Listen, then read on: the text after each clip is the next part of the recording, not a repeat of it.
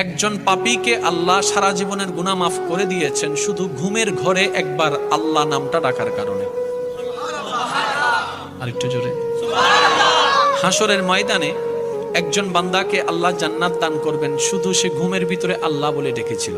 তো ফেরেশতা জিজ্ঞেস করবে, ইয়া রাব্বে করিম, সে তো যে আমলটার কারণে তুমি তাকে জান্নাত দিচ্ছ, এত গুনার উপর ভারী করে যে নেক আমলটাকে বানিয়েছো তুমি, আল্লাহ সেই আমলটা হচ্ছে তোমার নাম ডেকেছে, আর তোমার নামটা তো সে স্ব ইচ্ছায় ডাকেনি, ঘুমের মধ্যে ডেকেছে, ঘুমের মধ্যে ডেকেছে, ঘুমের ঘরে ডেকেছে। রব বলে, যেভাবেই ডাকো নাম তো আমারটাই ডেকেছে,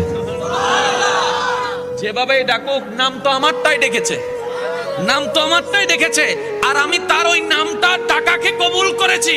ও ফেরেশতা, এক পাল্লায় সেই নামটার ওজন রাখো, আরেক পাল্লা তার সারা জীবনের গুনাহকে রাখো। সেই দিন হাসরের ময়দানে ওই একটা নাম ডাকাটাই ভারী হয়ে যাবে। সুবহানাল্লাহ।